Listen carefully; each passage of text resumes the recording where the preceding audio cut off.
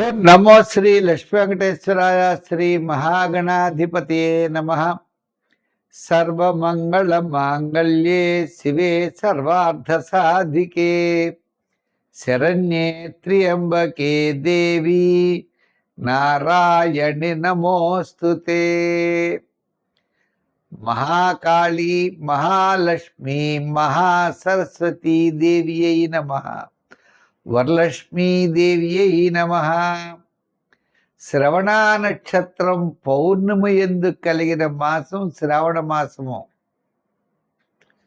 శ్రవణం అంటే చంద్రుడి అధిపతి అండి. ఈ మాసంలో ఎవరైతే అమ్మవారి యొక్క అనుగ్రహాన్ని పొందుతారో వారికి మానసికమైన ప్రశాంత వాతావరణం ఉంటుందట. ఈ శ్రావణ మాసంలో మనం 16 నుండి 22వ తేదీ వరకు ఉన్నటువంటి గ్రహాల యొక్క పరిస్థితిని అనుసరించి మనం రాశి ఫలాలు తెలుసుకుందాం.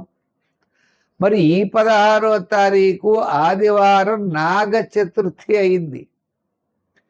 ఆవేళ నాగేంద్రుడిని కొలవాలి అట. నాగ చతుర్థి. సంతానం లేనివారు, ఆర్థిక ఇబ్బందులు పడేవారు, రుణబాధలు పడేవారు ఆ స్వామిని కొలవాలి అన్నారు. సుబ్రహ్మణ్య స్వామిని. నాగ చతుర్థి అనేది షణ్ణాం మాతృణాం అపత్యం పుమాన్ షాణ్మాతుర. 6 తల్లుల చేత పెంచబడ్డాట స్వామి. అంచేత నాగేంద్రుణ్ణి, నాగేంద్రుడు అంటే ఎవరనుకున్నారు? విష్ణుమూర్తి యొక్క ఆయన ఆదిశేషువు. ఆయన పడక ఆదిశేషువు మీద నిద్రించేటువంటి స్వామి విష్ణుమూర్తి. అటువంటి నాగేంద్రుడి యొక్క ఆరాధన ద్వారా, ఆ సుబ్రహ్మణ్య స్వామిని ఆరాధించడం ద్వారా మనం విశేషమైన ఫలితాలు పొందుతాము.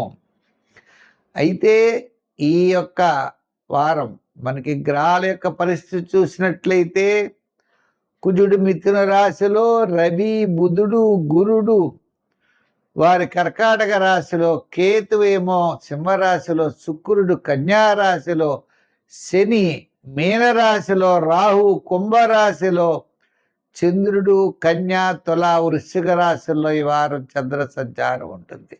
మా యూట్యూబ్ ఛానల్ ఉన్నది పులుల సత్యనారాయణ చూడండి, సబ్స్క్రైబ్ అవ్వండి. దాంట్లో భాగతము, వార ఫలాలు, మాస ఫలాలు, షార్ట్స్ అనేకమైన పెడితే మీకు అందరికీ ఉపయోగం. చాలామంది లైక్ చేస్తున్నారు. వారందరికీ కూడా ప్రత్యేక అభినందనలు, ఆశీస్సులు తెలియజేస్తూ మనం వార ఫలాలు ప్రారంభిద్దాం. మిథున రాశి.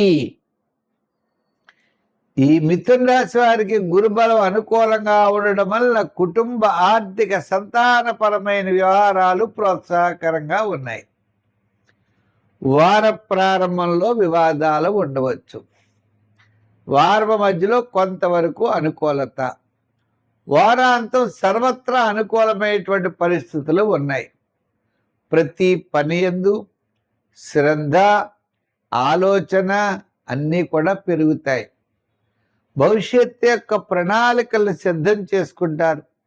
వివాహాది శుభ ప్రయత్నాలు అనుకూలంగా ఉంటాయి.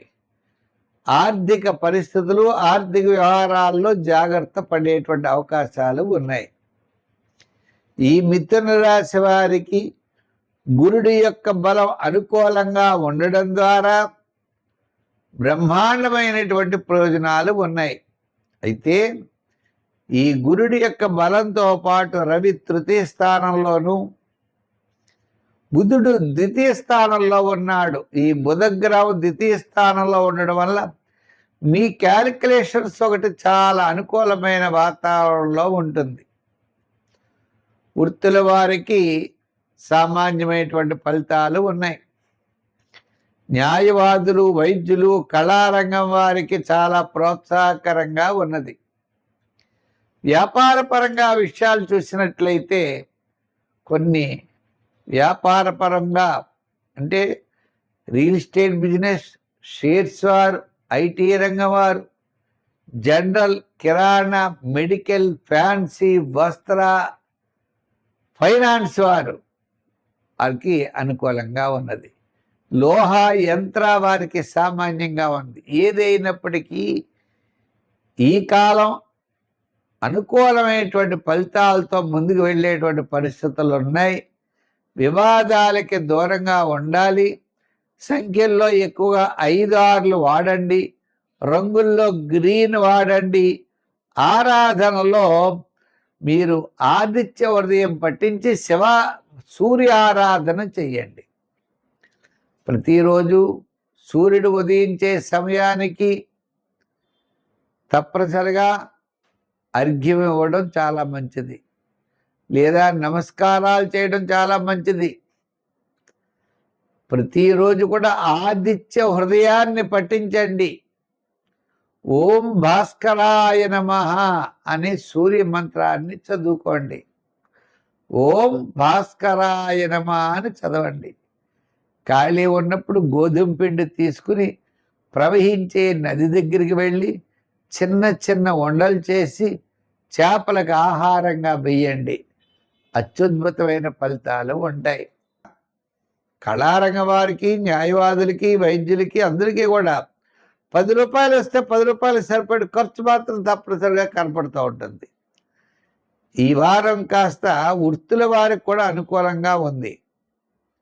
న్యాయవాదులు అవ్వచ్చు, వైద్యులు అవ్వచ్చు, కళారంగం వారు అవ్వచ్చు, వీరందరికీ.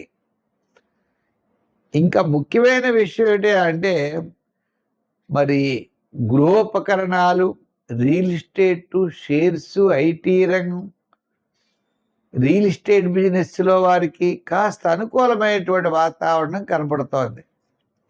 ఏదైనా మీకు వారంలో బుధవారం నుండి శనివారం వరకు అనుకూలమైనటువంటి కాలం. అయితే దీంట్లో ఆర్థికపరమైన డెవలప్మెంట్స్ మనం ఆలోచించినట్లయితే జాగ్రత్తలు తీసుకుని 10 రూపాయలు వెనక్కి వేసుకునేటువంటి పద్ధతిలో ఉండాలి.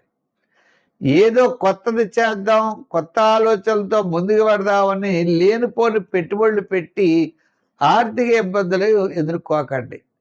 అంచేత అనవసరమైన వ్యవహారాలకి దూరంగా ఉండండి. ఇక సంఖ్యల్లో 5, 6 మీకు బాగా నప్పుతాయి. రంగుల్లో కూడా తెలుపు రంగు, లైట్ బ్లూ కలర్స్ కూడా చాలా బాగుంటాయి. ఆరాధన దగ్గరకు వచ్చేటప్పటికి గురువారం ఆరాధన మంచిది. అంటే గురుగ్రహ బలం కోసం శివారాధన చేయండి. సోమవారం శివాలయానికి వెళ్ళండి, శివ దర్శనం చేయండి. బియ్యం దానం ఇవ్వండి. బియ్యం దానం ఇచ్చినట్లయితే కొంత అనుకూలమైన వాతావరణం ఉంటుంది. అలాగే శనగపప్పుతో చేయబడినటువంటి పదార్థాలు సోమవారం గుళ్ళో ఇవ్వండి. గురువారం ఇవ్వక్కర్లేదు, సోమవారం ఇవ్వచ్చు, శనివారం ఇవ్వచ్చు. మీకు ఖాళీ ఉన్న రోజుల్లో పట్టికలు మీరు ఇస్తే మంచి ఫలితాలు మీకు ఉంటాయి. గురుబలం పెరుగుతుంది.